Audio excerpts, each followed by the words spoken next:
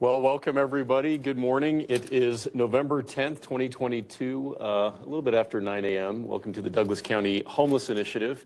Really want to thank everybody, both in the working group and the executive committee, for being here with us today, and everybody online as well. Appreciate all the citizens that have taken time out of their morning to join us. We really appreciate it. You know, thankful for a number of significant successes that we've seen over the last month, and certainly over a significant amount of time that this initiative has been up. But again, we really welcome the public input. All of our meetings are recorded, and we do have public comment at every one. Today we're going to talk a little bit about the Handouts Don't Help sign and public awareness campaign. As many of you have seen, those signs are up in a variety of places. Again, the hope is to encourage some behavior change and reduce the number of individuals that are asking for resources in dangerous intersections and in areas where that does not make sense. We're going to talk a little bit about the abandoned encampment and debris cleanup. We've heard from our citizens the critical importance of cleaning up encampments. We do have some really great contracts there and capabilities with our HEART team and others to get those addressed. On that note, we will have an update from our incredible HEART team, the Homeless Engagement Assistance Resource Team, which again is that dyad navigation paired with law enforcement team that's doing a wonderful job. We'll hear a little bit more from the business community around trespass letters. We've had some conversations about what does that look like if you are a business in Douglas County and really would like to have this issue addressed when you do have individuals that are in crisis or soliciting resources at your business. And then finally, we're really thankful to have Ethan Hemming from Warren Village talk to us a little bit about emergency crisis sheltering. It's been an important part of our conversation. I know oftentimes we talk about the need for sheltering to support the code enforcement aspect of our 4C approach to homelessness. And so we'll hear a little bit from Warren Village. But with that, let me turn it over to Jen Eby. Well, thank you. Good morning, everyone. I want to go ahead and do an overview of our sign and public awareness campaign that's happening. So we have some good news along this line. You've heard me do these updates several times. We have had the installation of our first sign that's at the Bluffs Regional Park in Lone Tree, and wanted to share with everyone the press release that was done in connection with that. We're working very hard to work in coordination with all of our different jurisdictions and partners that are connected with this to make sure that we're communicating that and you know what our goal is with these signs and trying to communicate that out effectively to the community to talk about the fact that we want to discourage panhandling and encourage people to redirect their generosity.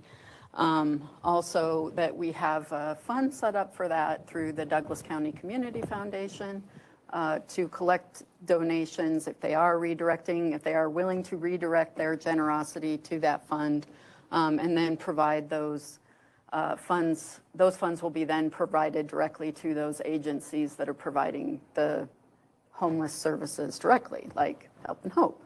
So, and in addition to that, a way to reach out and contact the HEART team.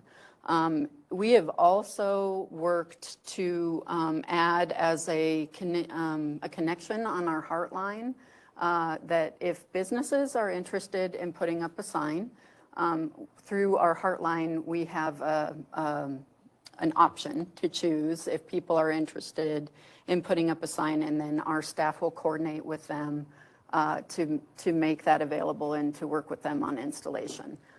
We're hearing that is an area that people are seeing a lot of panhandling in. A lot of our jurisdictions have mentioned to us that the panhandling is occurring just on the edge of businesses often.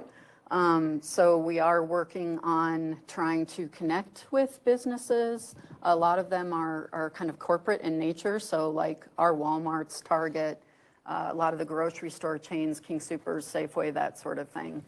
So our staff has been making connections with those stores that have been identified in Douglas County. Really what we're trying to do is get to a more regional approach for that, or talk to the corporate offices to see if they would be willing to do signs at all of their locations in Douglas County and provide approval, and we would work through them for the installation process and what that looks like. So we are working on doing that, and just want to provide an update that we have contacted, started that initial contact with King Soopers and Whole Foods. We kind of needed to start someplace.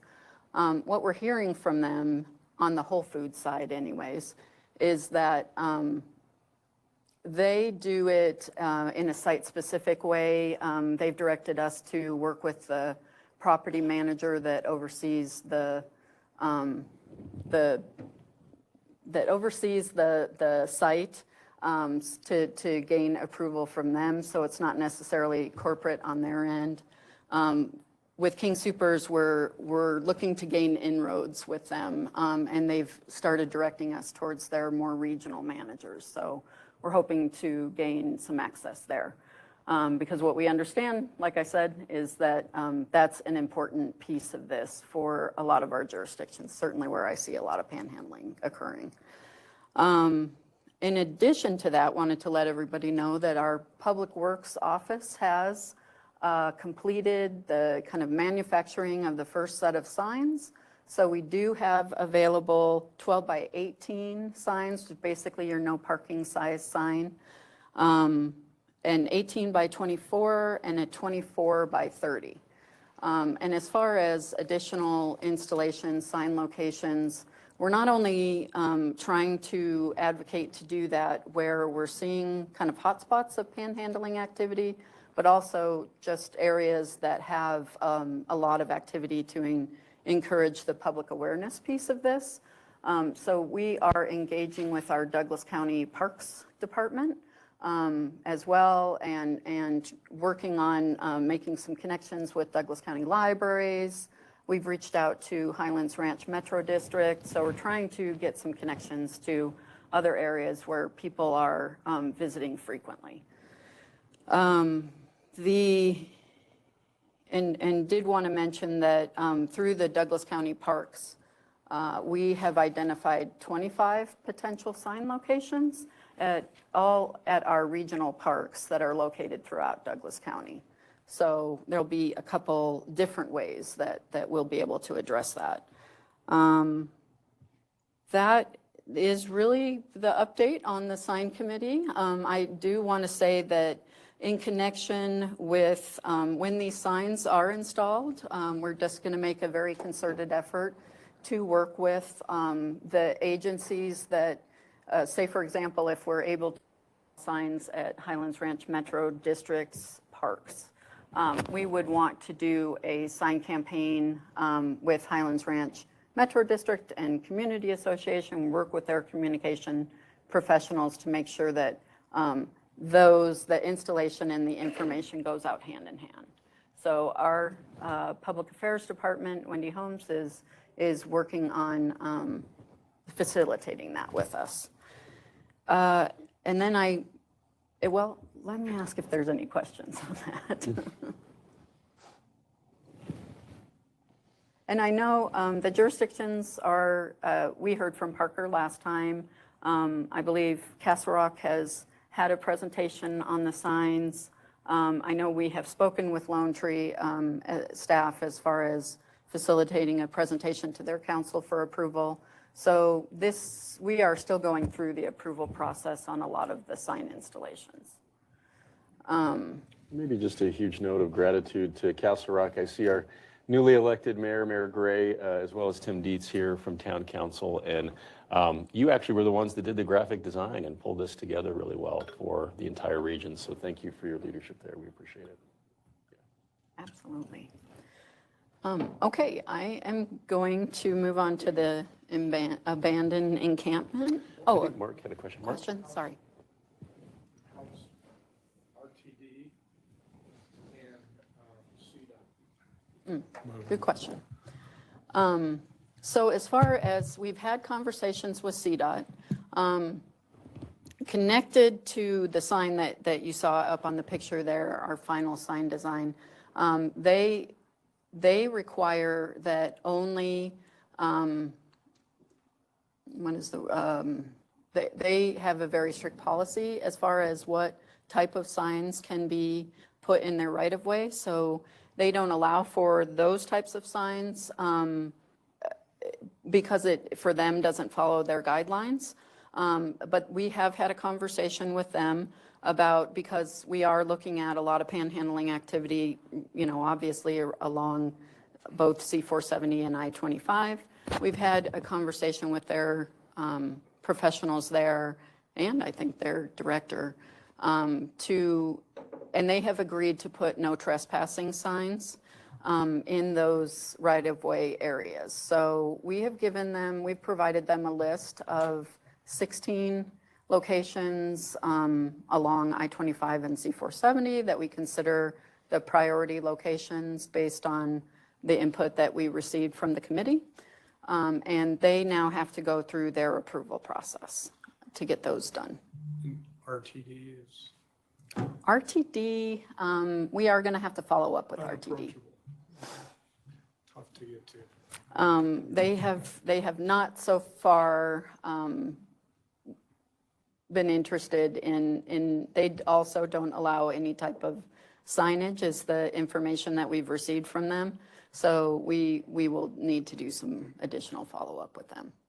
I'm hopeful that they could do some regulatory signs as well, but.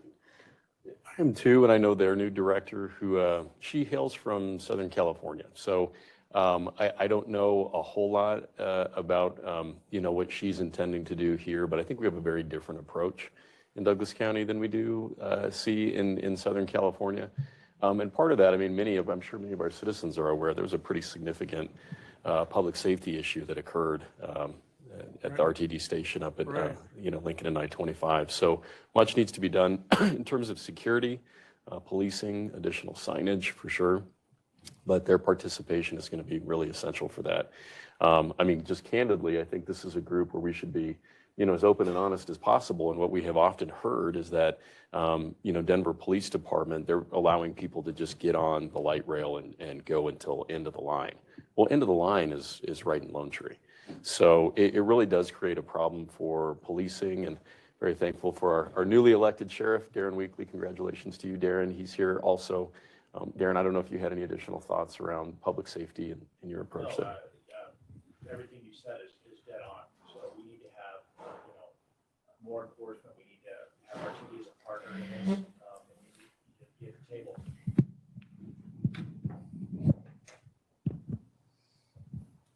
No, what you said is dead on. We need to have RTD at the table with us and not working against us. We do see frequently, you know, that other law enforcement agencies up and down the I-25 corridor where the RTD light rail is, they'll put these folks on the light rail, and we are at the end of the line. So we need to do what we can to minimize that issue. Yeah.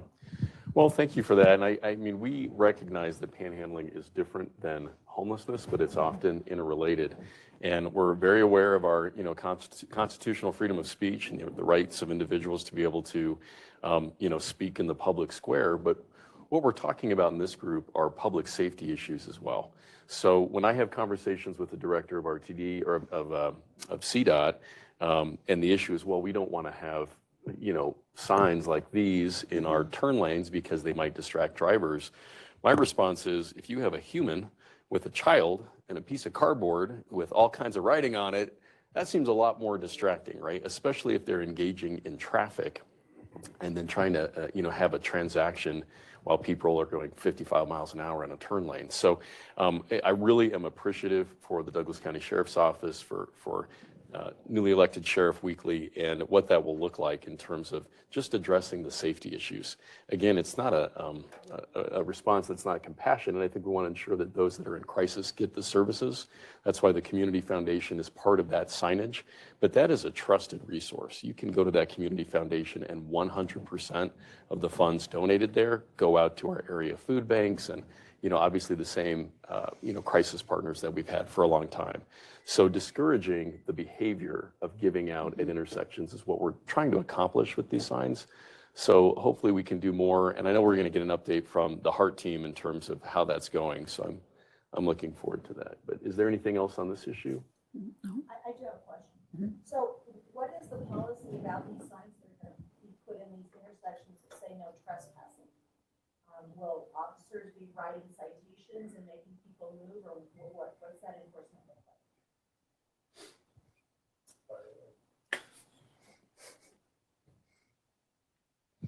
like? From the sheriff's office perspective, yes, we will be doing enforcement. We'll first ask for voluntary compliance. If they don't have voluntary compliance, then we will be taking enforcement action. Well, we'll definitely try to. I do have some concerns about how enforceable that is. So we will see what our city attorneys and other folks might weigh in on that. But certainly what he's saying, though, is trying to get voluntary compliance is how we typically try to enforce trespassing. So.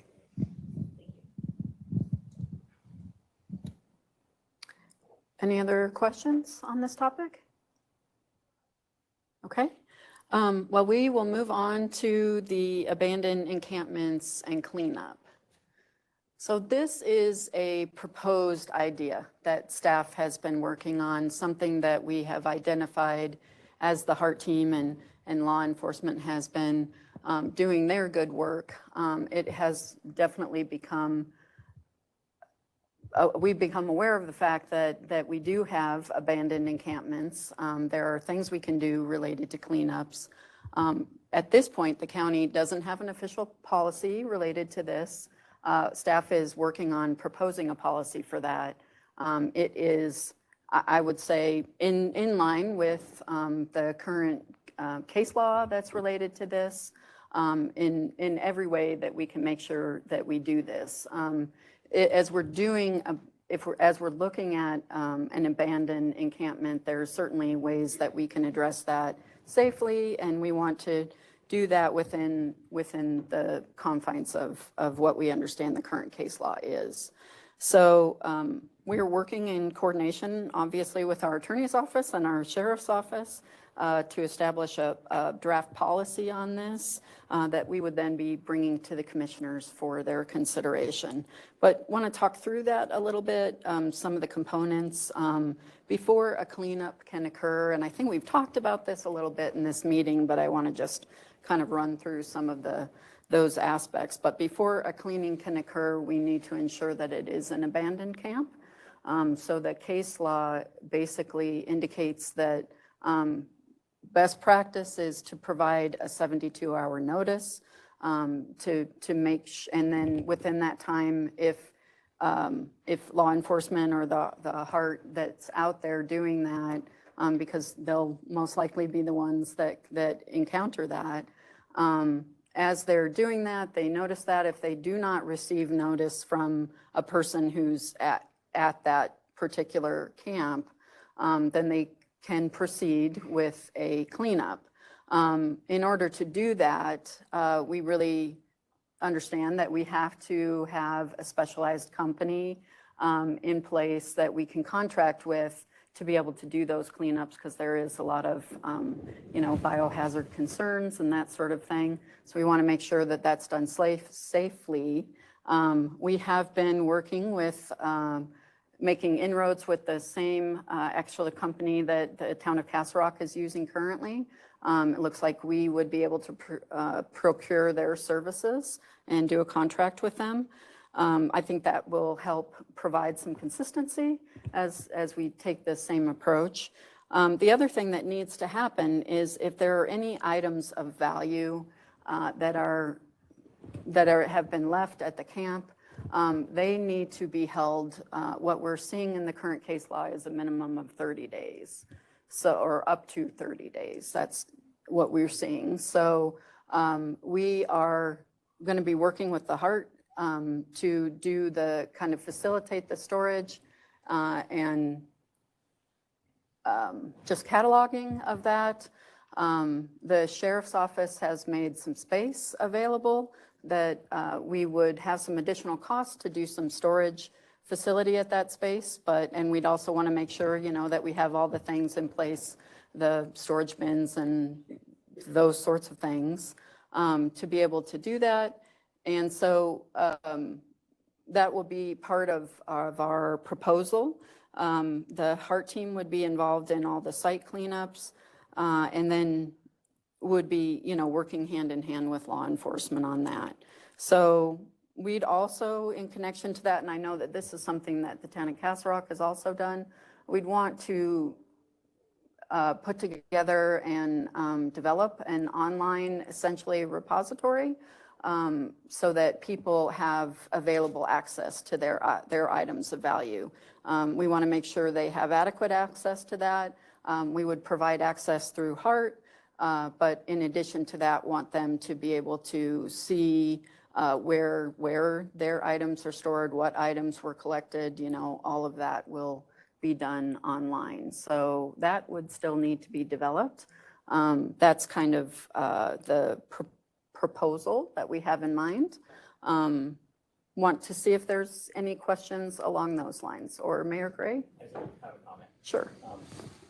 And Tim Dietz can follow up if he has something else to add to it. But yeah, I think we've done 13 cleanups so far in Castle Rock. That was my last count. I mean, there might be more now, but and you're exactly right. We do 72 hours, and we go and clean it up, and then anything that looks like it might be of value, we box it and we put it and lock it.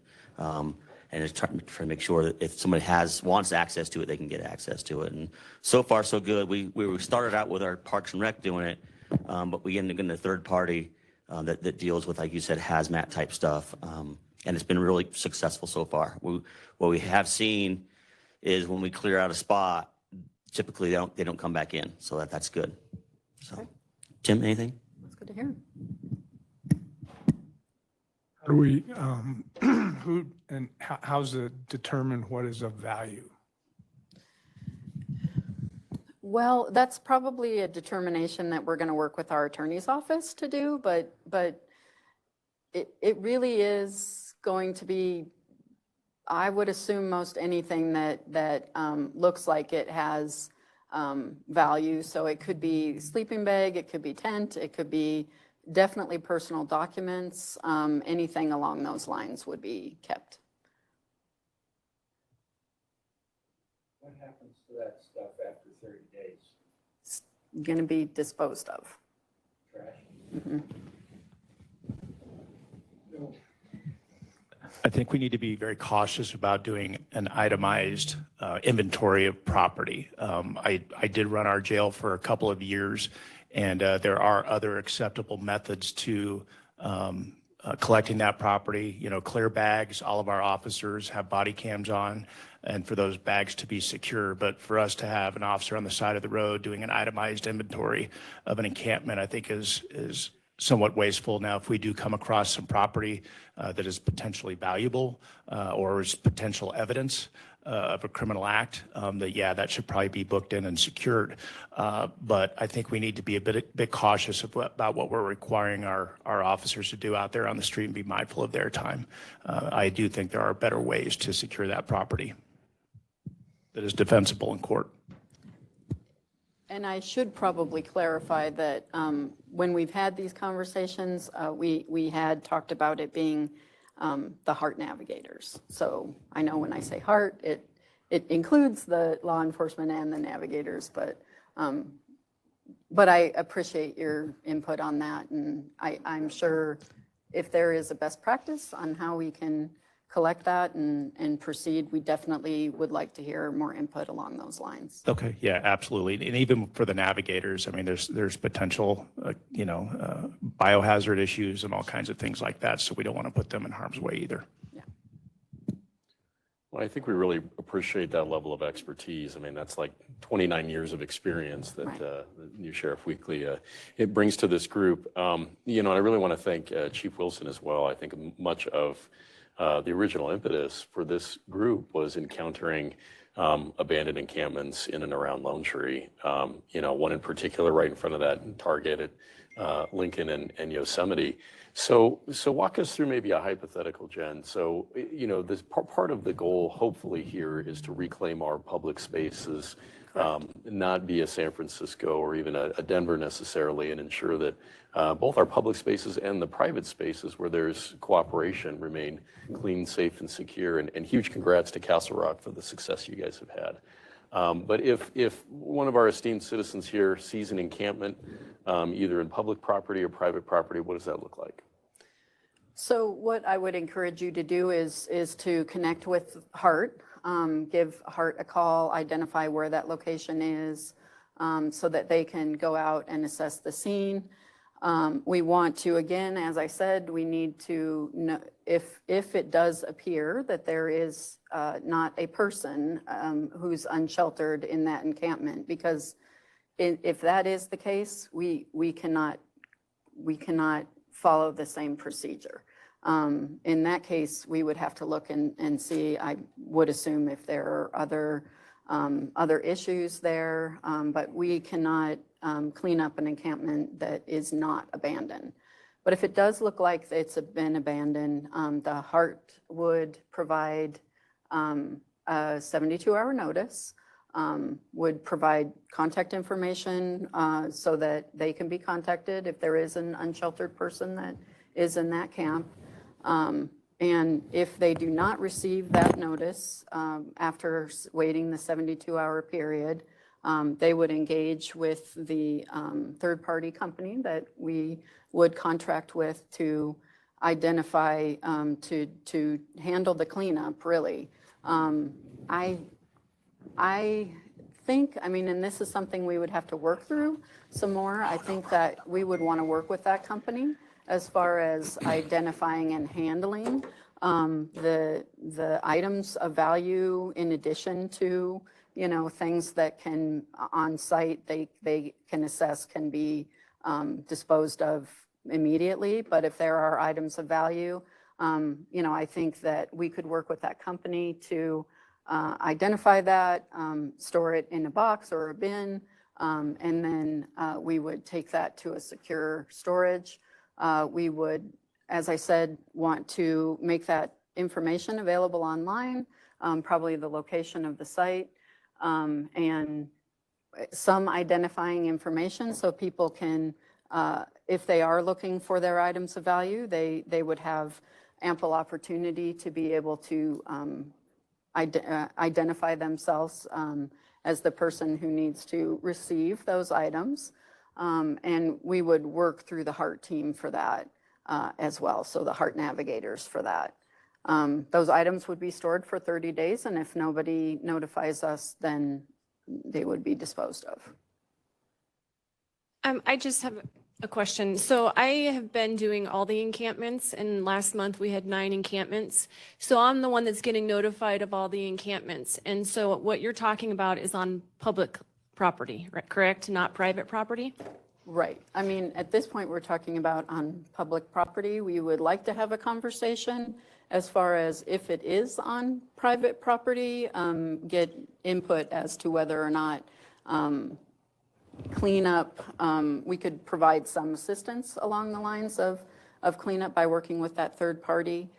That would be up to the commissioners if they wanted to go in that direction. But yes, what I'm talking about is public property. Okay, so the encampments that I've come across, the 9 last month, they were all on private property. And so I've been working with the property owners. And so we've been getting an abundance of trespass letters now sent to the sheriff's office because these businesses do not want this on their property. Sure. So I've been working with them. I had 3 encampments over off of Pyramid Court in the Meridian Metropolitan District. I worked with those individuals over there. They had a landscaping crew come out and clean up all of their properties once they made sure that they were safe, and I was out there with them. So all the encampments that I've come across have been on private property.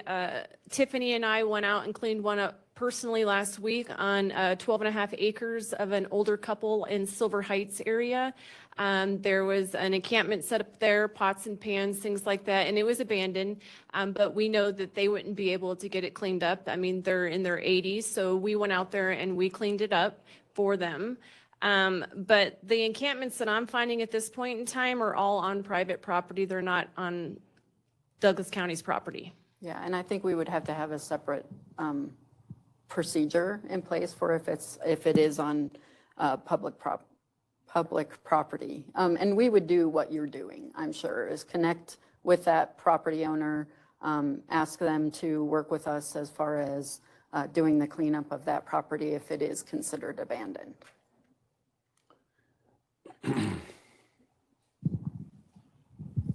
I just have more of a statement, and after a little bit of reflection, everything going on, us as the elected, I know we're trying to figure out what to do, but it's really up to us, the elected, to actually challenge this frivolous case law and actually do something. I know we got the lawyers, we got this, but it's time for us to take back Douglas County and the town of Castle Rock and stop. I'm just tired of talking about it. I've seen the hyperbole caused through an election about homeless encampments in Castle Rock, and I can only talk about Castle Rock. It was all BS. But what we really need to do as the elected is actually do something to help people and take back our laws. We make the laws and the ordinances, not some lawyer somewhere else, not some anything else. I know it's a tough road ahead of us, and you, our team, got a lot of work to do. Us elected, yeah, there's a lot of laws and different lawsuits that could happen from that. I don't know, but I know that's what the people want. So thank you. You know, I would just add that I think that is the entire purpose of this group. It's not, centering on homelessness. The Homeless Initiative centers on initiative. And I'm really pleased to be joined by our interim county counsel, Chris Pratt, who I think can provide a little additional input in terms of the legal rubric. But no doubt it's not just reclaiming our public spaces, but reclaiming those private areas. And huge thanks to the HEART team and law enforcement. You're the ones actually out there answering those calls and seeing what's going on. So your input is invaluable. And it sounds like you've already done a lot of great cleanups already. What I'm hearing is maybe that disconnect between public versus private. I think it's a true statement. If we have participation from our private sector partners with a trespass letter, absolutely. I don't foresee a reason why we would not engage and help with that cleanup. So Chris, did you have anything additional in terms of just the legal framework? Yes, sir. Just to make sure I can be heard. Well, and I apologize, I'm coming in late to the conversation here, so I don't know what's already been covered. But I think it sounds like the processes that are in place already recognize there are rights that the individuals have to their personal property, even though it may be left behind. And so we need to take some steps to make sure that we're not carelessly taking away their personal property. Now, there are ways we can do that. There are methods and procedures we can set up to make sure that we're not just destroying some or throwing away somebody's personal property. But at the same time, they have, in many cases, abandoned it, and we are not required to indefinitely keep that kind of thing either. And there can be, in some cases, dangerous materials there that we, as a service to the public, we have to make sure gets disposed of. So as long as the policies and procedures that we set up and that we all work around balance between those things, we should be okay. Okay, legally. So I think we're really lucky to have the director of our new Douglas County Health Department here, Michael Hill. Mike, thanks for joining us. Hey, are there any issues that pop up in your mind in terms of public health impacts of abandoned encampments? Well, I think you've already mentioned some. There could be drugs, needles, other hazardous substances, let alone human waste that's there. So getting an environmental company who knows how to do this stuff correctly is the right move for sure. Otherwise, I don't think the encampments themselves pose that much of a public health threat. I'm more concerned with, the people and what conditions they might have that, if someone has X disease in our community, they're in our community and the potential for exposure is there. So that's kind of my interest in being involved with this. Yeah. Well, and before you got here, Chris, newly elected Sheriff Weekly was talking about, the ability to maybe not catalog with incredible specificity, but there are procedures where you could identify the property, store that, provide adequate notice so that we're hopefully honoring the property rights of those individuals. Yeah. Do the people that leave their property abandoned on private property, would we be required as law enforcement, if it's on private property and the property owner has a right to clean up their property, would they have to notify the sheriff's office if regarding any property that's located that may be of value, or how would that work? Well, I would think that would be a private issue between them and the homeless person. So at that point, our legal liability is not at stake there. But anytime you're dealing with somebody's personal belongings, with these encampments, we're dealing with their home. Now, it may not be where they're supposed to be for their home, but it is still their home, and those are still their belongings. And as I'm sure from law enforcement, there are some difficulties when one landowner wants to get rid of someone's personal property on their property. There's some steps to take, some precautions to take. The law likes to try and protect both parties as much as possible. But ultimately, it's the landowner's property, and they have the ultimate right to decide who gets to put what on their property. That does not necessarily give them carte blanche to throw away anything that someone else may have on their property, such as a tenant who's being evicted.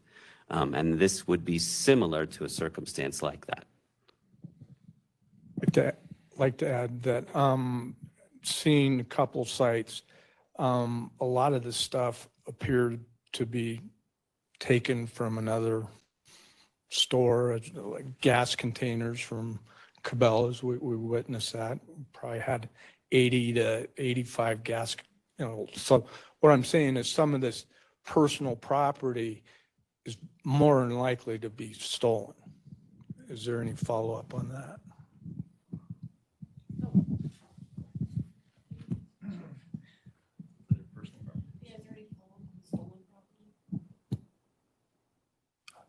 Well, obviously, if the property appears to be stolen, it's categorized as some sort of serial number. Officers will run that serial number to see if it's in the system as registered as stolen. In terms of the county attorney's perspective, I think there's a stark difference between a landlord-tenant property issue and somebody who's illegally on somebody's property. I think that's an issue that we need to challenge, and maybe it's going forward to have the courts determine what's proper. But I have serious concerns with somebody illegally on somebody's property, abandoning that property, and then telling the property owner, proceed with caution, and you might not be able to do this, or you have to be able to do that. It's not their fault.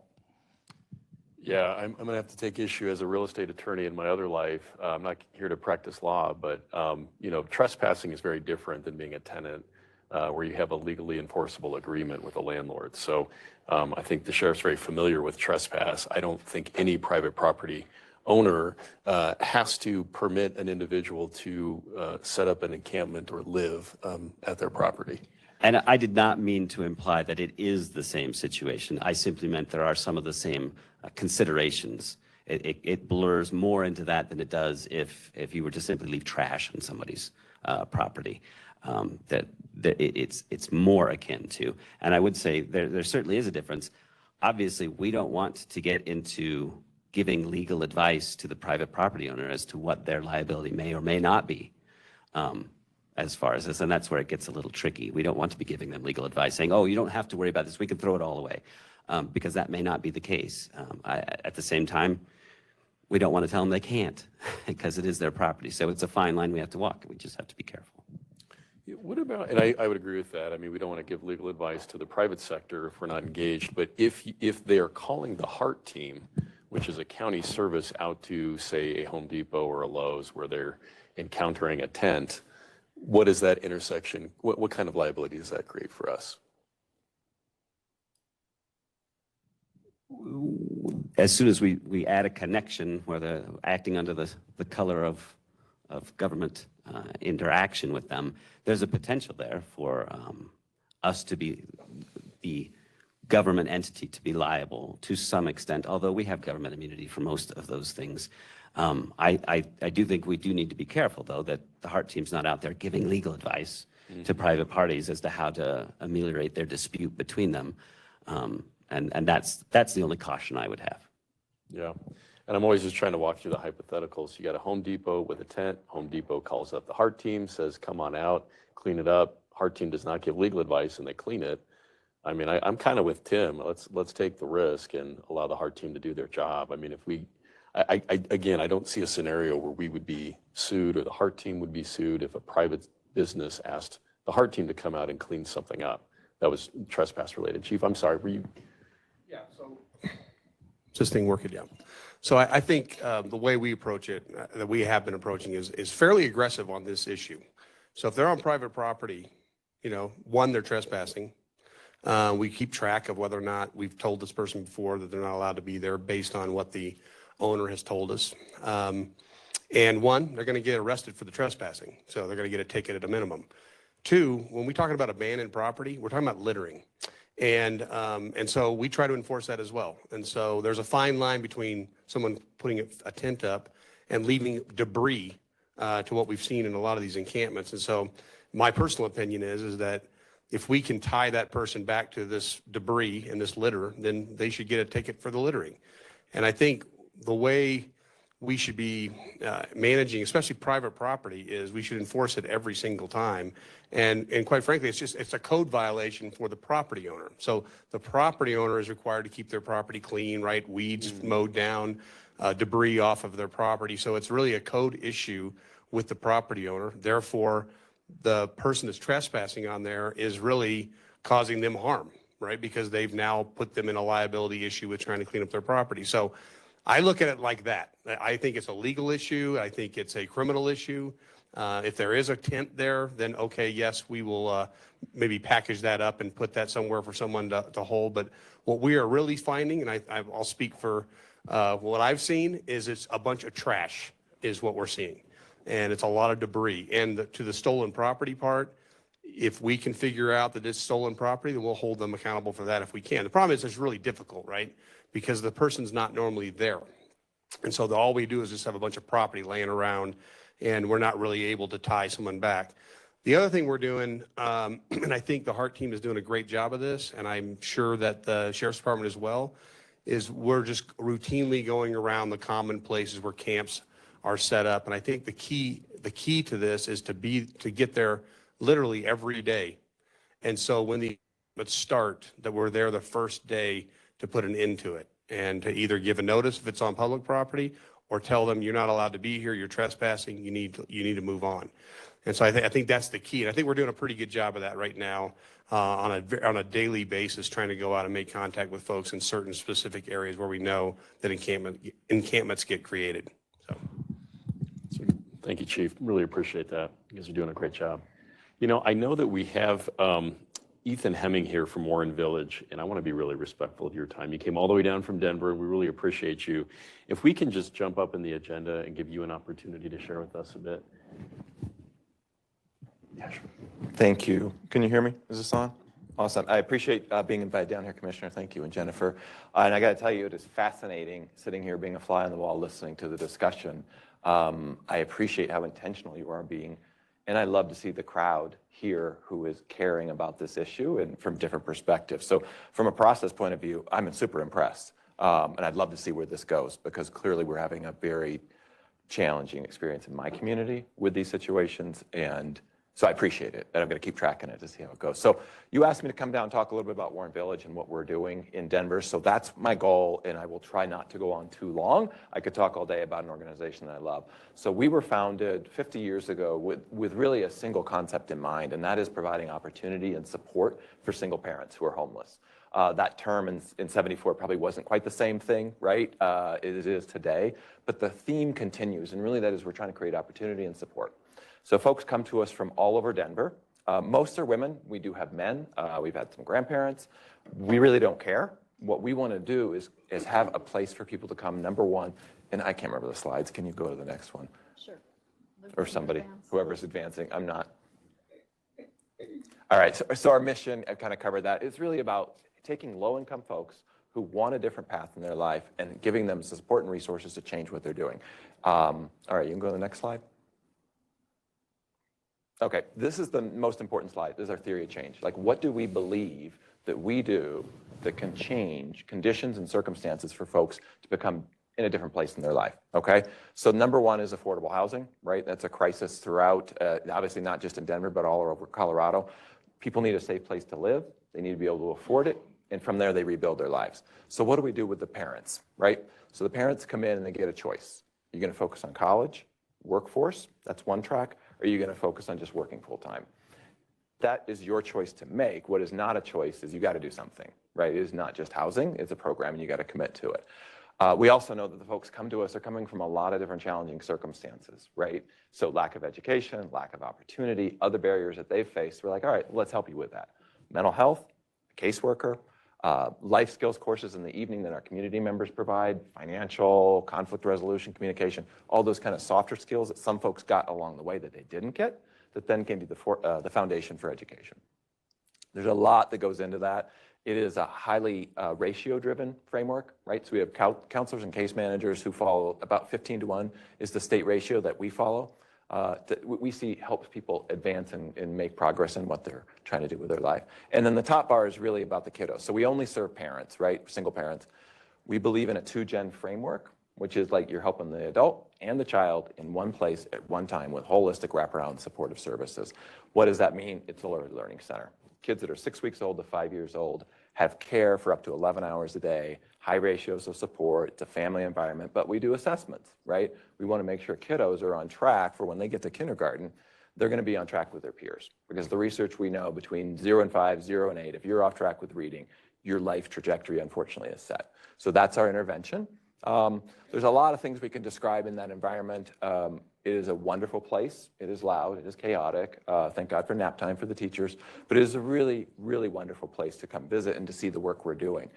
I think if you could advance to the next slide. This is just a pathway. It gives you a little bit more detail into the journey map, right? Because we are driven by the clients and what they want to do, but it's really structured. Right? It's structured for the kiddos, it's structured for the adults, with the belief that when you leave us, you are going to have more education, you're going to have more competency, potentially more income, and your kiddos are going to be on their path. Folks stay with us on average 18 to 25 months. We are technically a 2-year program. We can extend to a year after that if you're on track with college or workforce and you're doing well with the program. We're fine with that, right? We could even go up to 4 years. But that gives you kind of the framework. It's not permanent and it's not forever, and people don't want to necessarily be in the program forever. Can you hit the next slide? So what is really important to us is that we are an outcomes-driven organization. And my fundamental belief and my background is if you're not measuring it, you're not going to focus on it, right? And we need to be able to sell our investors, our supporters, like their money is being well used. And obviously it matters to the parents, right? They want to see this progress. So we're super proud of what we can cite. On the adult side, it's really all about college attainment. So last year, our fiscal year that ended April 1st, I think it says 32% of the folks who left us made progress towards or achieved a degree or a workforce certificate. About 93% of those who left us moved into more permanent or stable housing. Now that's a wide definition. That could be income restricted housing. That could be market rent, which is increasingly harder in Denver, but it could happen. And then we actually had 5 folks left who bought their own home, which is definitely a high watermark for us. That's usually about 1 a year. They stayed longer, they took advantage of Habitat, those kind of programs, but we're super proud of those folks who bought their own home. That's not to say it's all roses, right? There's people that flame out, there's people that leave us, there's people with severe mental health challenges who are not going to be able to be served by our program. We do our best to help them find a better place to go, but fortunately they're the minority. The majority do really well in our program. There's a lot of other stats on there that I will not walk through with you. Next slide. And next slide. I think that might be. Oh, yeah, just a pitch. Okay, so we are building a new campus in Southwest Denver. Right now we operate 2 facilities, Central Denver, Cap Hill with 92 units. We have a small building in Northwest Denver with 11 units, and we acquired land a year ago from the Housing Authority. We're waiting to hear about tax credits, literally as we speak, to build this campus in Southwest Denver. 89 units, 2 buildings, early learning center, program space. So we have evidence that shows this works, that people come to us, leave us in a better place and contributing members to society. We want to do more of it. We measure demand with our wait list. We measure demand through the Metro Denver Homeless Initiative, and we measure demand through our own survey research privately. And the demand is somewhere between 250 and 300 single parents in the 7-county metro area who are rent burdened, unsheltered, in domestic violence shelters, or otherwise living on the street. So the demand is there. So we want to do more to do that, to meet that demand and make a change in people's lives. I think, could you go to the next slide? I think that might be it in terms of what I wanted to cover. Yeah, just more about, I talk about Warren Village 3 all the time, right? We're in the middle of a capital campaign. So if you want to learn more about Warren Village, go to our website, warrenvillage.org. If you're interested in our model from a program side, We'd love to consult. We'd love to talk with folks. Obviously, if you're interested in investing in our work, we would welcome you to come down and take a tour and see what we're doing. So as I was listening to the dialogue, I'm trying to think, what's the parallel here, right? Like, what's the connection between what we do and what you're struggling with? And in some ways, there's none, and in some ways, there's a ton, right? Because what we focus on, the folks that want an opportunity and that want to make a change, there's a lot of folks that don't, and those aren't the folks that come to us. But I'm sure that in your community, you have some folks who would be wanting a model like that. We welcome referrals all the time. And I think the question is, what is the community going to do to look at that spectrum of homeless folks?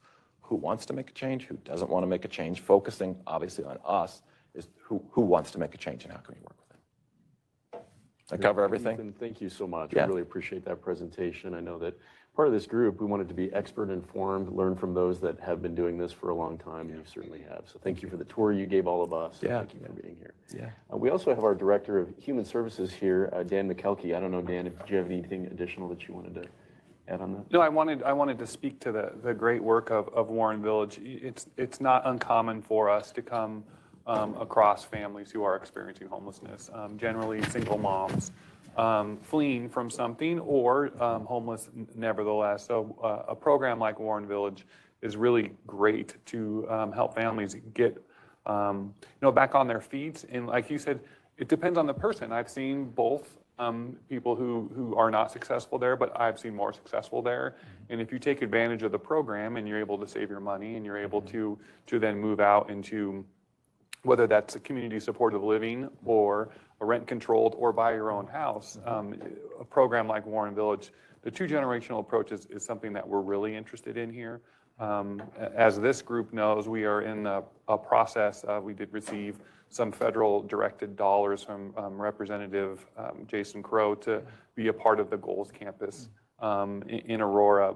But I think coupled with a program like Warren Village would be really helpful for the individuals that we serve here. And at the Department of Human Services, it's really common for people to come needing some sort of help. And oftentimes it's housing. Dan, thanks for that. Any other questions? Jen, did you have anything else on that? Well, I would echo, I did have the opportunity to tour Warren Village, a very impressive organization. And you can just see by the kids' faces and the residents' faces that they feel cared for and supported. And I think that's very important to anybody who's struggling really in any way. We all need that sort of support. I did have a question online, so hoping you can give the details on the locations and how many units you have once more, just so we Sure. can make sure. Yeah, absolutely. I ran through it really quickly. So our main campus at 13th and Gilpin has 92 units and a learning center that serves 100 kiddos. Our northwest site is 11 units. There is no learning center there. That's a unique program that's actually teen parents. So it's 18, 19, 20, 21 in partnership with Florence Crittenton High School. With DPS. We also have a public-private partnership with Ivy Crossing Apartments in Southeast Denver. Now, they have 1,300 units. We are not serving 1,300 people. We serve a small group of about 15 who want programmed there. And then our new campus, knock on wood, that we get the LIHTC, the tax credit funding would be 89 units with a 100-kid learning center, which would open probably in the fall of 2024. Great, thank you. I have a question really quick for you, sir.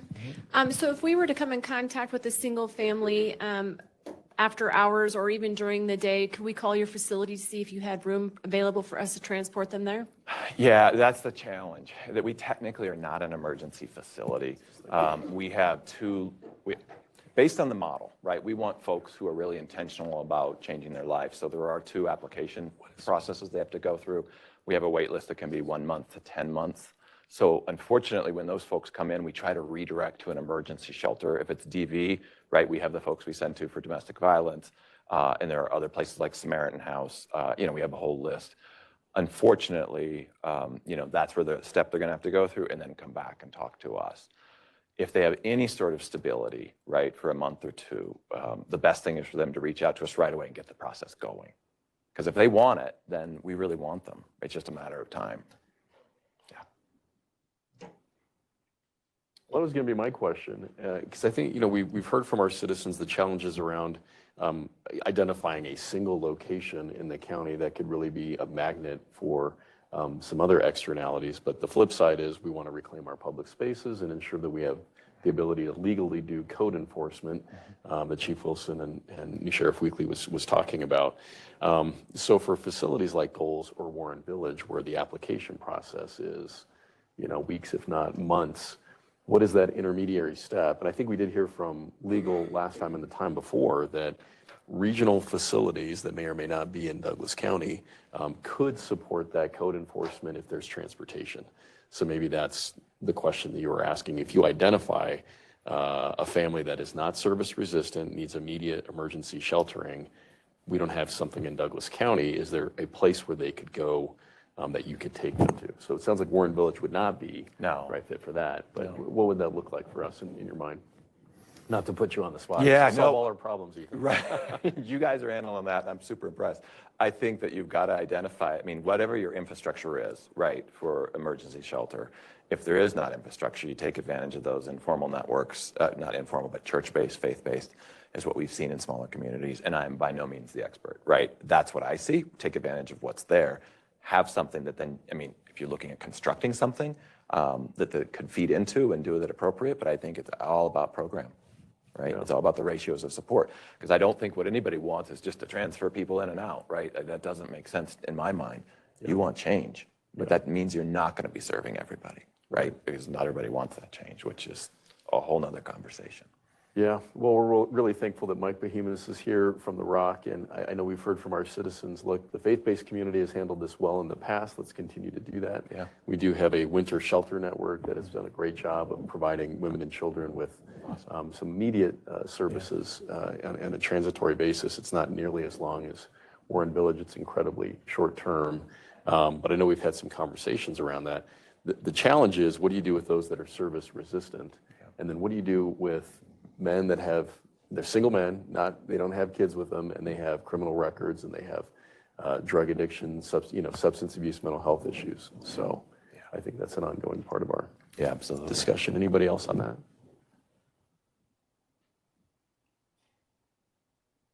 Okay. Any other questions for Ethan? Yeah. Thank you for being here. Thank you. I appreciate it. Thanks. I'm sorry to. And if you need to run, no problem. Okay. Thank you. Take care. Thank you for your time, Ethan. Okay, thank you. Thanks, Ethan. So let's jump back up to number 4. I know we were going to get a heart update from Tiffany.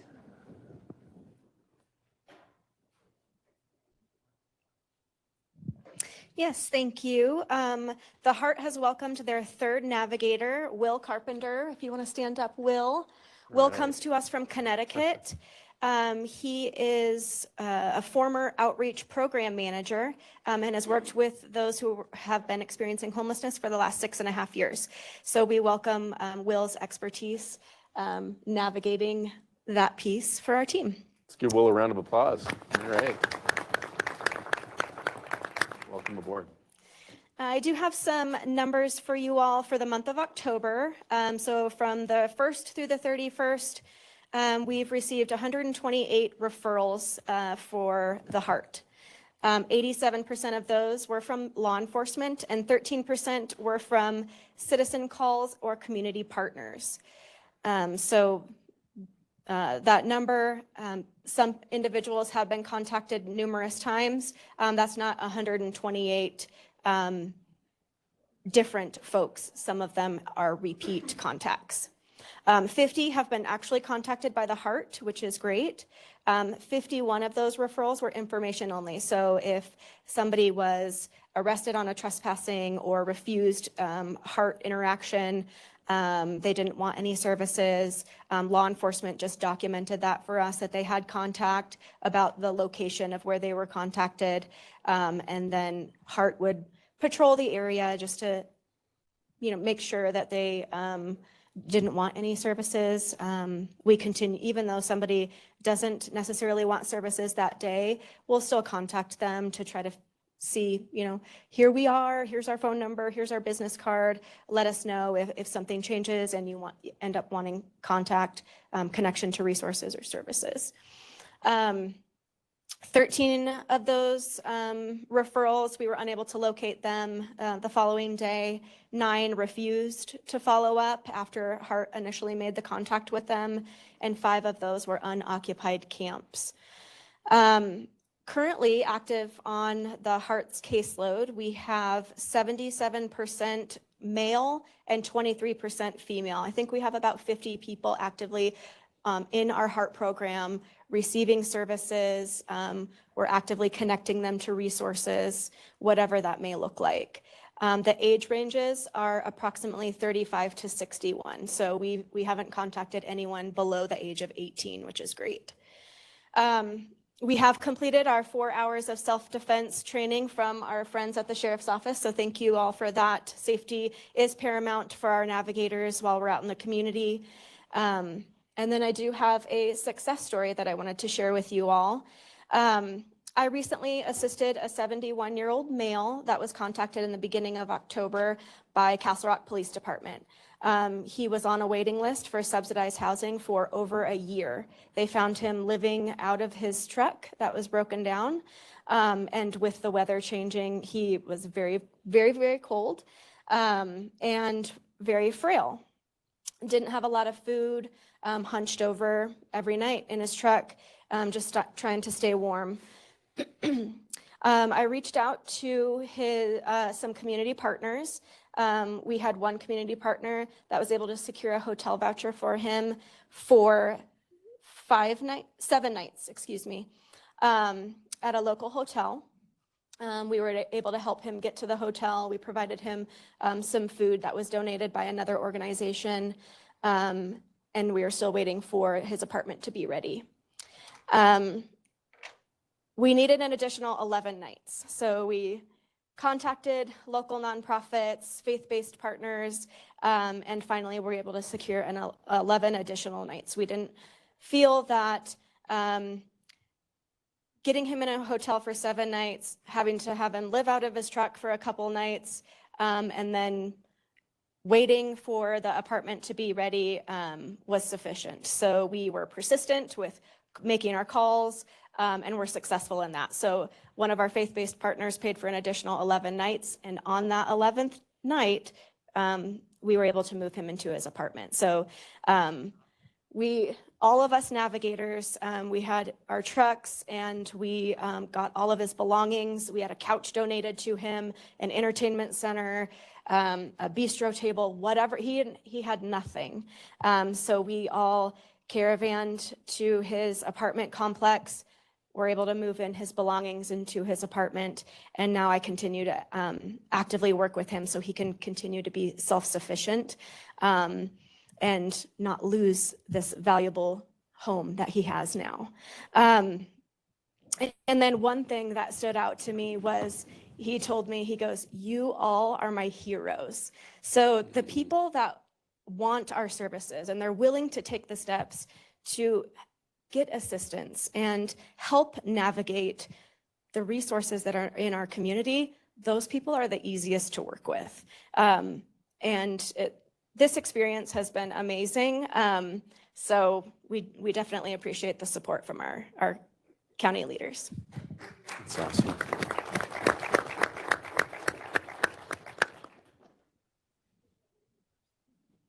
Well, sure, absolutely. And just a high note of praise to Tiffany and Tammy, obviously the newly joining member of our HART team. I mean, this has really been a significant success in our community. So for those that need services and are in crisis, you're doing a phenomenal job. I know you're probably going to speak to the statistics, and the question ruminating in my mind that might be the one the citizens have is, what about those that are service resistant? And how do you address that when you're having these same contacts again and again with people that are saying, that don't want it? We continue to engage.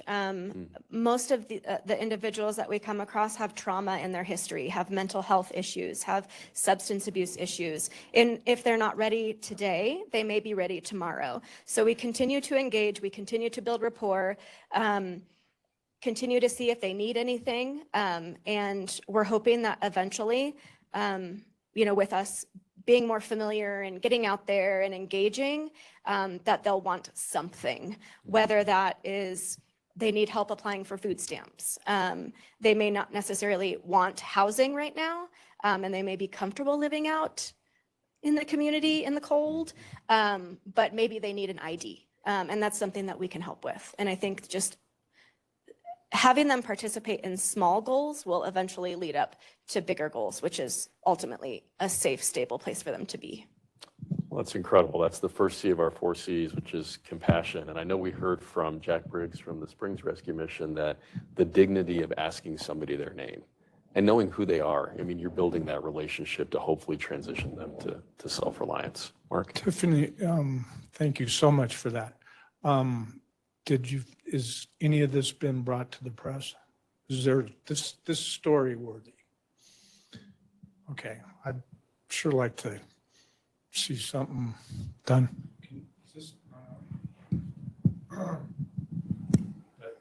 This is definitely something that ought to be brought to the public. Great to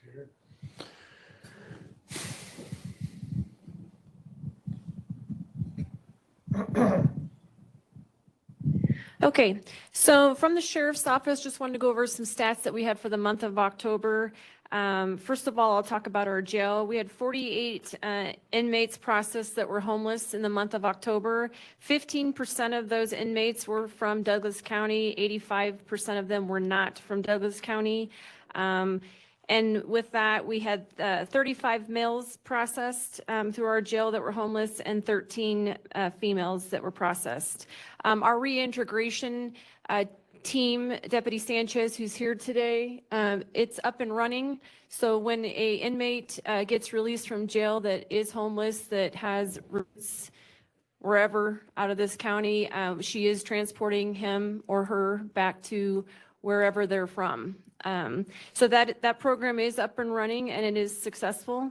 Regarding patrol, we had 52 contacts in the month of October out on patrol. 79% of those were white males, 15% of them were females, and that was 41 males, 8 females. And so 13 of those people that we contacted were out of Denver, 3 were out of Aurora, 6 out of Texas, 2 out of Florida, 18 were just transient. So,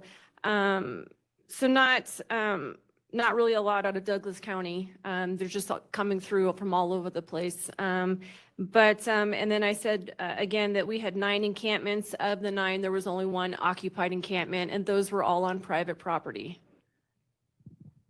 Okay, great. Well, that's a really important set of metrics, no doubt. I know this group has had some serious discussions about reintegration and what that looks like. I don't know if the reintegration officer and team would like to add anything additional. And you should be at this table. You guys are an integral part of this group. Yeah, that's all right. I think we're still figuring things out. So Deputy Sanchez just came to our team about 2 weeks ago.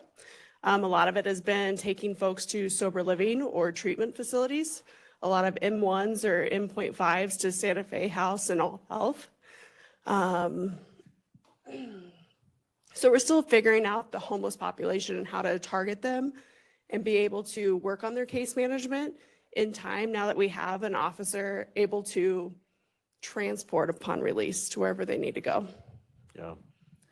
Well, one of the things we heard, and I think particularly from town of Castle Rock, was, our Justice Center is right here in Castle Rock. When people get booked and then released, there's no transportation, no place for them to go. They do end up in parks and under bridges and in areas that are very public. So when I hear 48 folks that were booked, I mean, it's really great that, and again, Commissioner Thomas is here, not part of the executive committee or working group, but is kind enough to spend some time with us. And I know what we intended to do as a Board of County Commissioners is fund through ARPA funds a reintegration officer so that you could actually transport. I mean, again, those are stark statistics. 85% of those that were booked aren't even from Douglas County.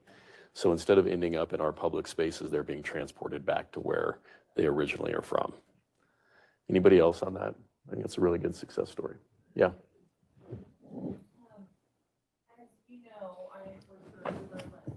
Can we make sure, I'm sorry, can we make sure we get a mic? My name is Susan Adams, and I'm fairly new on the board, serving as a civilian. I worked 4 years for Uber and Lyft, and I oftentimes will pick up those who have been released or out on bond from the jail over here. Many times I've picked up women who are in situations where they've been asked to leave or vice versa. And so I know that a lot of the drivers are picking these people up and taking them other places. I am working on establishing a new ride service specifically for Douglas County and nowhere else. Because we really desperately need it here because there's really not enough rideshare here. And when that permit is valid, should be next year, then I can start working with Hart and with the Douglas County Sheriff's Department and taking whatever it needs to happen to get certified to help take these people where they need to go. If that is something that I can help volunteer to do, I'm happy to do that. I can't do that until I have my PUC license, which I will have soon, but I'm working on that now. But I would like to at least lend a hand in some way with what tools I have available to me at that time. Well, thank you so much for being here and for all you do. I know often we hear from our citizens that, you know, we should not be bearing the burden of the issues that other counties and other jurisdictions have. And so providing that transportation back to home of origin, I think, continues to make a lot of sense.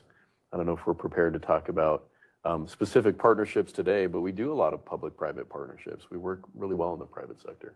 Absolutely, we do. And it is something that we would want to talk further with you. We certainly have needs along those lines and needs, honestly, for the homeless population and beyond. So we would certainly love to talk to you more about that. Thank you. I will just say, though, as a matter, part of the reason why we have the sheriff's office doing the transports is that we did hear pretty loud and clear of the safety issues of people who were being discharged. So it's just something that we have to take into consideration, and is the reason why we started with an actual deputy doing the transportation, at least from inmates or people who are being discharged from the jail. Great. Anything else from the Hart team? Thank you so much for your great work, you guys. Finally, we did have, and I know we touched on this a little bit, but the conversation around the trespass letter. The proprietor of Perry's is a member of this group, but unfortunately wasn't able to make it here today. But I know Chief Wilson and I believe Chief Duffy, who's online, might have had an update for us. Did you have anything else on the trespass? I don't believe I do have an update, but okay. we're continuing to use the trespass letters, and I think they're pretty successful with basically taking care of private property and being able to enforce things, especially in the middle of the night when you don't have a property owner available. Yeah. I believe that the sheriff's office is working on an electronic trespass letter that we can send out to businesses it's consistent every time, has the same verbiage on it. So that's something that the sheriff's office is working on. I do and have been in contact with several property owners within the unincorporated Douglas County Highlands Ranch area. And so I have been getting several trespass letters that the companies are just typing up themselves and sending them to me, and I'm getting them to the right places. So we have those letters on file. So we're able to be on their property and have the authority to charge trespass or whatever we need to do. So we are getting those letters in a couple each week now. That's wonderful. Thanks to the sheriff's office. I feel like my eyes are getting really old, but is that Becky Nelson in the back from our, okay, hi. Well, and normally Amy Sherman is here, the chair of our Economic Development Collaborative, but Becky is from Denver South and a significant member of that organization. Becky, did you have anything else from the business community that is significant? Becky, sorry to interrupt. Can you please use the mic so they can hear online? We want to hear you. Denver South is an economic development organization and transportation management organization that really represents the I-25 corridor, so a number of different jurisdictions. And as we really try to find footing and how we can support this group, I think our emphasis is very much working with the business community, making sure they're aware of these resources. And so keep us in mind as kind of a communicator out to the private sector and the business community. But I think also this approach and how it crosses jurisdictions within Douglas County and then within the entire kind of Denver South area is of interest to us. And so I imagine that's an expanded conversation down the road, but definitely we're appreciative to be at the table. Thank you. And thank you, Commissioner Layden, for making me stand up here. Of course, I have to give you the mic every once in a while. We really appreciate Becky Nelson and Denver South. Thank you to you and your staff for being here. I will say all of us were in a different venue at the site selection conference recently for Metro Denver. And the first thing the site selectors said when they were asked pointedly about, an Achilles heel in the region was homelessness. It's that thing that everybody tries to hide and tuck away, especially, not to pick on our neighbors to the north. But when out-of-town folks say, hey, we want to put a business here and they're looking, the homeless population and the externalities associated with that can be a real detriment to economic vitality. So we're really glad to have our EDCs and chambers at the table. Chief Duffy, is there anything else that you had, sir, on trespass?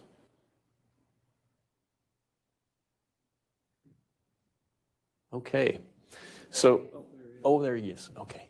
Hi, Chief. Hi, Chief Duffy. And you might be on mute. No, Commissioner, sorry I couldn't be there today, still suffering a little bit of COVID backlash, but Deputy Bozard pretty much covered what we're working on there at the Sheriff's Office. Well, we wish you the best. Get well soon. Appreciate you and all of your input here. So with that, unfortunately, I do have to attend a funeral here downtown, so I'm going to have to leave in about 10 minutes. But we did want to make sure to open it up for public comment. And I know many of us will stay until that is done. Did we have sign up for that? Before we do that, we Yeah. do have one question online for the Heart team, and then Oh, I okay. will find out about public comment. Okay. Do we have a question online for the Heart team? Hi, Commissioner. The person with the question online had to jump to another meeting, so we will address it afterwards. Thank you. Okay. So with that, let me open it up for public comment. Each individual will have a brief amount of time to just share your questions or comments with us. I don't know if there is do we have a sign-in sheet? Okay, great.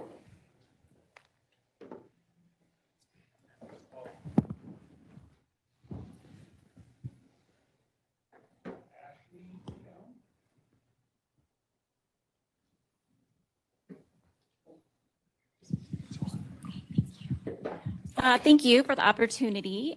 So I heard a theme today of public awareness, from the Heart sign to the Heart team, the good work they're doing, the work of the commission here. But one thing I wanted to kind of remind this commission is public awareness of what's happening at these meetings. I can't attend all of them because of the time, and during the week I do work. October's meeting, the video was never posted and the agenda packet was empty. It was actually the same as the agenda outline.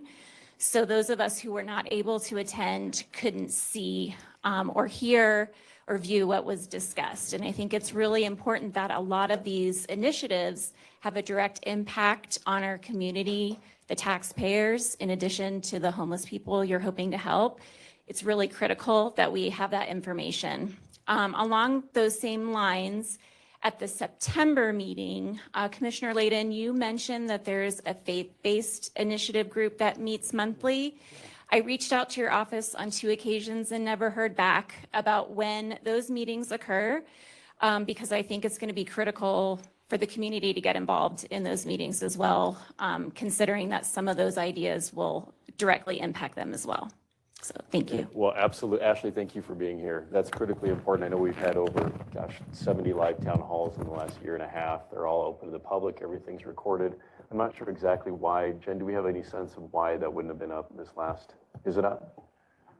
Okay, so we're having staff look at that right now, but generally all of our meetings are archived and accessible right on the website, and you should be able to to get to that. I do apologize that our meetings are sometimes during the day, and I really appreciate all the citizens that take the time to be here. That's, you're sacrificing your time to do that.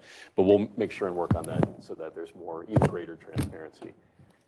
And I would just comment that, you know, the meetings sometimes take a little bit longer to be posted online, but I'm not sure the website that you want to refer to is douglas.co.us/homeless initiatives.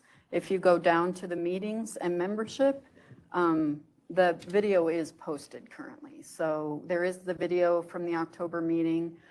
We have a bit of a delay for the minutes of the meeting. That's part of the packet. I just approved those yesterday, so that that is on the website currently also. Next is Lori Bellamy.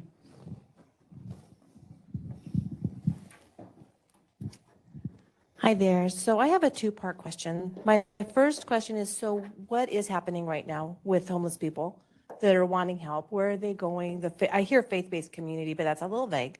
So where specifically are they going? And when they go there, how are they being vetted? Since some of these churches may be in neighborhoods and things like that, how are we making sure we're not putting dangerous people in here for the night, 2 nights or whatever? What is the vetting process on that? Yeah. And then my second part is, what happens to these people if they refuse help?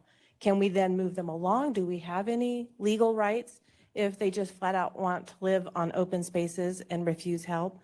What then? Really good questions. I'll turn that over to the HEART team.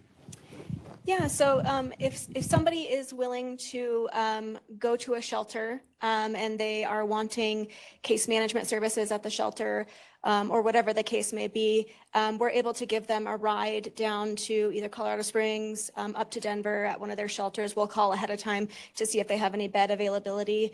We're not just going to drop them off in Denver and hope that they get there. We'll actively take them in, walk them in, make sure that they're connected with a case manager right then and there. No faith-based churches are allowing people, us to take people inside their churches for the night. I know that the Winter Shelter Network is still actively trying to, get their policy and application and process. But as far as right now, we're not taking them to a church. Those organizations are able to secure hotel vouchers for us if somebody has a place to go, but that place isn't ready yet, just like the individual that I spoke about. And then if they're service resistant, we still actively try to engage them, build that rapport. And from a legality piece, I'll let Tammy talk about that and how we move them along. So regarding if they're on public property, a lot of like our metro district, we have park hours and things like that, so they cannot be violating those. Otherwise, they will be getting a trespass ticket. If it's private property, like I said, we have the trespass letters on file. We do engage those people nonstop, and we do move them along, and they are issued citations. So it's a petty offense, so it's a citation. They'll continue to get citations. I mean, and that's all that we really can do based off of the level of crime they're committing. It's just a petty offense for a trespass. Unless it's into an occupied structure, then it changes levels of crimes at that point. But we do, and with my contacts, because this is basically all I do every day is deal with the homeless people. I do have a high success rate of getting them to move on. But I only have a few that are repeated, that I recognize constantly as the same people. It's new people constantly. There's just a handful of people that I contact that are just same ones. And we do try to work with them still. I engage with them every day and try to get them resources. And like, if it's not a shelter, because most of them do not want to go to a shelter, I'll be completely honest with you. They want food, they want money, they want vouchers. So it's baby steps, but we are getting them what we can. But with winter coming, we are trying to get them to the shelter and engage them and push them along to go to a shelter. But homelessness is not a crime. We've all heard that. So our hands are tied to an extent. So I guess some clarification that I think a lot of people would be interested in. When we first started down this road, is we needed to have shelters, otherwise there was no code enforcement. So if we can't force them to go to a shelter, then what is the actual point of the shelter for code enforcement? That's a really good question, and I'll try to answer, and Chris, tell me if I'm getting this wrong or not. So you need to have a place for them to go to support the code enforcement. It's not relevant whether or not they choose not to go there. There just has to be the availability for them to go. So if there's a location that they can go to, that will support legally the code enforcement. The tricky legal nuance was whether or not that location had to be within the county. And we've received at least some input from our county attorney's office that as long as there is transportation that is reasonably accessible, and we just heard Denver and El Paso, that would suffice legally as a place for them to go and also support our code enforcement, whether or not they choose to go there. Yeah. They don't want to go. Yeah. To the homeless shelter. We just keep giving them citations, which they can't and won't pay, but we can't really make them leave.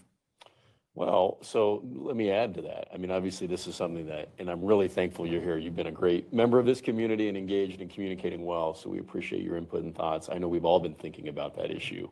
Where there is a service-resistant individual that is committing a crime, that is still an issue. And I don't know if the sheriff's office wants to speak more to that, but obviously there's an enforcement mechanism there. Eventually, if they don't show up for court, there'll be a warrant for their arrest and they go to jail. If we have somebody that comes in the community, they've been repeatedly contacted, they've been written tickets, they're blowing those tickets off and they're not showing up for court, they will go to jail. Now, and again, that's where it will go to our reintegration team to properly get them the services they need. But the fact of the matter is if we have enforcement and we are taking them to jail, when it rises to that level, they're not going to come here anymore. Yeah. So we want to connect them with people that want help. We want to show compassion. But at the end of the day, if they're refusing all of those services, they're going to go to jail. And if they know that's going to be the consequence of coming to Douglas County, they're not going to come here anymore. Okay, thank you. You see, I'm so excited to work with this guy. This is such a great sheriff's office. We're really thankful for Darren and his team. Thanks, you guys. Did we have an Two additional? more. Michael Ford.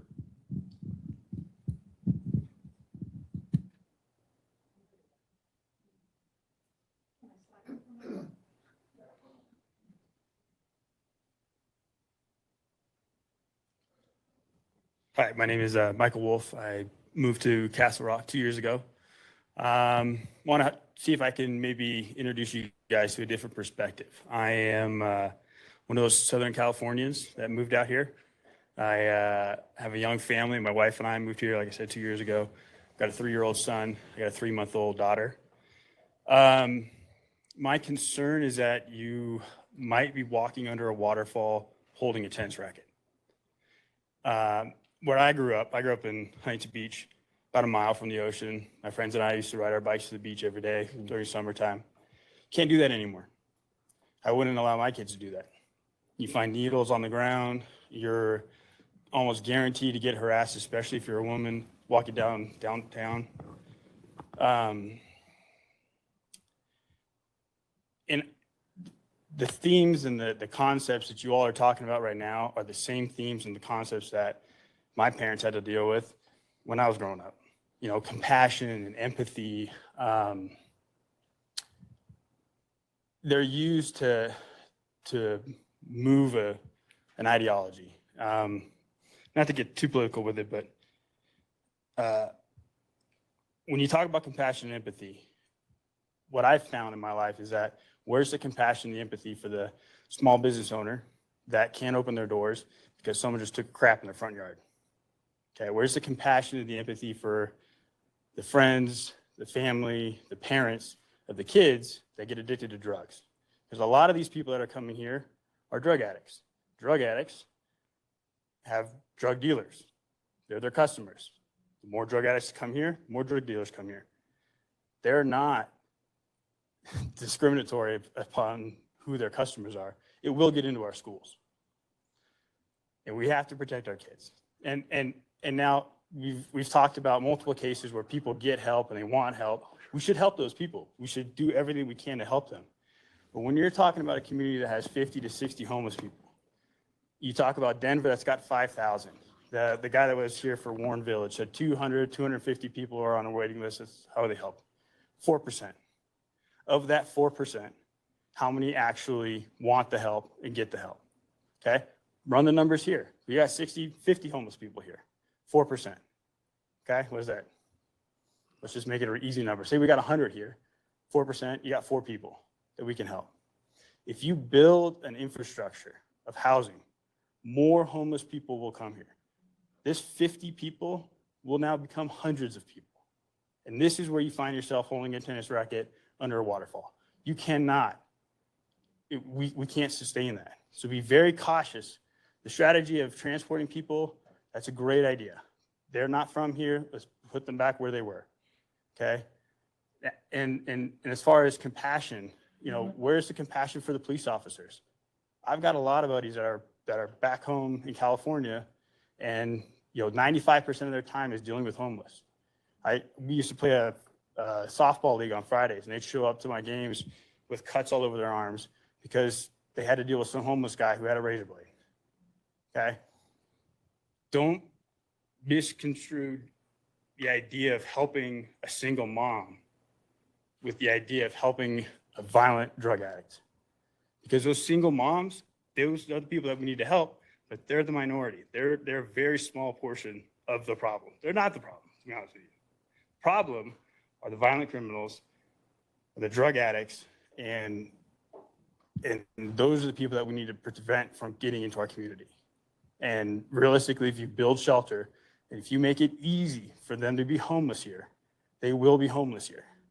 And that is what we did back in California, was we made it easy to be homeless. So make it difficult to be homeless in our community. If there's laws and regulations that say the police can't do their jobs, change those laws. If there's laws that allows people to panhandle, change those laws. Protect all of us, protect our police officers, and prevent this problem from escalating, because it will, and it'll happen really fast. I mean, I went to school in San Diego. They had to close down downtown San Diego to spray it for syphilis. I mean, it sounds crazy. It sounds like we won't be Portland. We won't be LA. I mean, you're very careful. You're very close to turning on the faucet, and be cautious of that. And I've listened to the things that you've said, and I respect and I commend you for your positions. We need a strong leader to help us with this problem and prevent it from escalating. So, thank you. Here. Well, and before we jump to the last comment, sir, first of all, thank you so much for being here. And if you take anything from today, please hear me say this. I hear you, and I 100% agree with you. That's why we're here. It's that when we say we lead with compassion, it's compassion for our taxpayers, compassion for our businesses. We recognize that there are women and children that are fleeing domestic violence that need care, but I get it 100%. This community is safe because we have a phenomenal sheriff's office. We're going to keep it that way. It will be clean, safe, and continue to be the healthiest county in the state. 3rd healthiest in the country. Commissioner Thomas, we're still working on getting that rank up to #1, but we'll get there. Yes, one more. Gail Horncall, Castle Rock. First thing, when you talked about cleaning up the encampments, if my house burnt down and my insurance company needs proof of my valuables, I have to give them proof of purchase, pictures, something. So I would assume you would do the same thing for their personal property. You would want some kind of proof that it is theirs. So I would hope that you'd look into that. Also, the signs that are going up, they should actually be saying give money to the Douglas County Sheriff's Office, because the time and hours and money spent on doing what they're doing is astronomical. So I think that the signs should say go to them. And finally, I am a paying member at the Castle Rock Rec Center. And I recently heard that there are vouchers being given out for people to come take showers over at the rec center. I also hear that people with those vouchers are having sex in the family bathrooms, and there's children that go to daycare there and have classes there. And I would hope that you would reconsider putting the vouchers for them to take showers at the rec center that people pay for. Maybe they could do it at the Health and Human Services Center or the police department, somewhere other than where people are paying to go work out and where children are.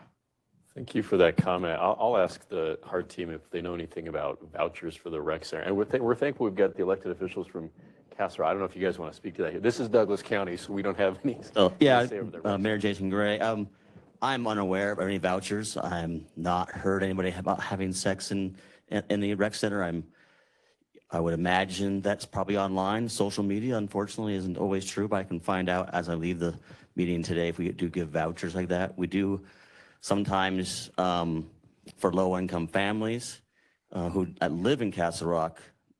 We will give discounted memberships, but I'm unaware of any vouchers we do for anybody in Castle Rock. So, but I'll find out with Tim Dietz over there. Anything to add, Tim? But I'm unaware of it, haven't heard of it. I would imagine that Tim or I would have heard something by now if it was true.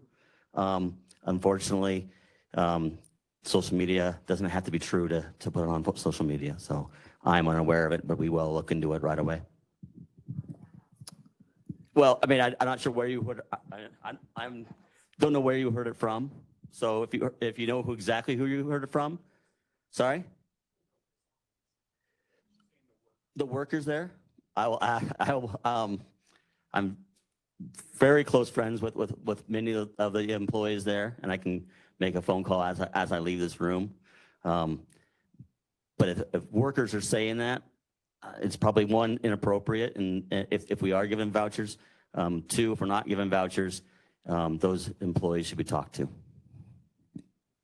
Thanks for being here with us. We really appreciate it. I unfortunately have to jet, but if you have additional comments or follow-up, please follow up with our staff here. I want to thank everybody for being here with us today. I know do we have a meeting in December? I know it's getting a little bit busy with the holidays, but that will be posted online. Yeah, and they'll follow up. So December 8th. Thank you, everybody. Thanks for being here today.